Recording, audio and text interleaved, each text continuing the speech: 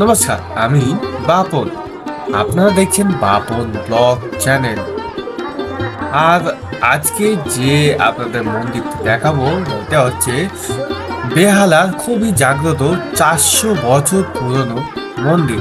হ্যাঁ, মন্দিরটি এখন মানে নতুন ভাবে তৈরি করা হয়েছে, কিন্তু এখানে যে মা মঙ্গল চণ্ডী, হ্যাঁ এখানে মা মঙ্গল চণ্ডীর মেলা শুরু হয়ে গেছে। আর এই মঙ্গল চণ্ডী যে মন্দিরটি এটা 400 বছর পুরানো। এখানে মা, কিন্তু মন্দির নতুন ভাবে তৈরি হয়েছে, সংস্করণ করা হয়েছে। আর আজকে 21শে মে, 21শে মে প্রথম মঙ্গলবার মা মঙ্গলচণ্ডীর মেলা। আপনারা দেখতেই পাচ্ছেন প্রচন্ড লোকের ভিড় হয়েছে। এদিকে এটা পেছন দিক, আরো এইটা সামনের দিকটা দেখুন, এবার কত লোক এইদিকে। আর আমরা এটা সেকেন্ড পার্টও আনবো। সেকেন্ড পার্টটা আজকে আমরা সন্ধ্যেবেলায় আবার গিয়ে ওখানে আবার তুলে আপনাদেরকে সন্ধ্যেবেলার ভিউটা দেখাবো। আরো অনেক আশেপাশে আরো অনেক মন্দির আছে, সেই মন্দিরগুলো আপনাদের সামনে দেখাবো। এখন পুষ্পাঞ্জলি হচ্ছিল, এখন আমরা চলে গেছিলাম সকাল 8 ঘটিকায়। এরপরে আমরা যাবো সন্ধ্যেবেলায়। সন্ধ্যেবেলায় গিয়ে আমরা ওখানে যত মেলাতে যত দোকান আছে দোকানগুলো আপনাদের সামনে দেখাবো, আরো আশপাশে যত মন্দির আছে সেগুলো দেখাবো।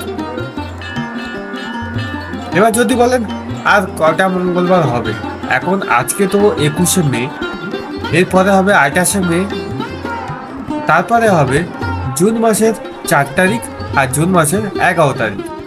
আর 3টি মঙ্গলবার আছে পুজো। আর আপনারা যদি কাছাকাছি থাকেন, যদি যেতে চান তো চলে যাবেন। আর যদি কেউ দূরে থাকবেন কিন্তু যেতে চাইছেন কিন্তু কি করে যাবেন ভাবছেন, তাহলে বলে দিচ্ছি, আপনারা যেখান থেকে আসুন না কেন, যদি ডায়মন্ড হারবার রোড ধরে আসেন তো আপনারা নামবেন বেহালা 14 নম্বর বাস স্ট্যান্ডের কাছে। বাস স্ট্যান্ডের কাছে নেমে আপনাদেরকে অটো ধরতে হবে।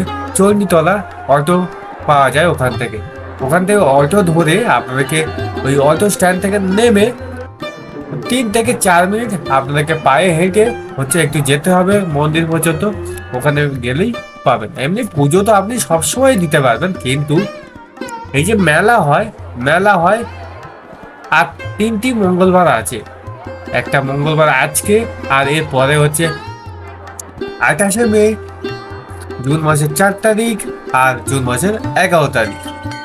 আর এইখানে ওর সামনে মানে মা মঙ্গলচণ্ডীর যে সামনে এখানে যে পুকুর আছে, পুকুরের মাঝখানে এখানে বৈষ্ণব দেবী করা আছে। আর এই যে লাইনটা দেখতে পাচ্ছেন পুকুরের চারদিক থেকে ঘিরে, এদিক দিয়ে এটা হচ্ছে মা মঙ্গলচণ্ডীর মেলাতে, মানে মা মঙ্গলচণ্ডীর পুজোর জন্য লাইন। আর এগুলো আরো আশপাশে অনেক মন্দির আছে। এটা বৈষ্ণব দেবী, এই যে পুকুরের মাঝখানে। আরো ওইদিকে রাধাকৃষ্ণ আছে, হনুমানজি আছে, অনেক আছে। আমরা রাত্রেবেলা সেকেন্ড পার্টে আনবো, আপনারা দেখতে থাকবেন। তো চলুন আজকে বিদায় নিচ্ছি। ভালো থাকবেন, সুস্থ থাকবেন।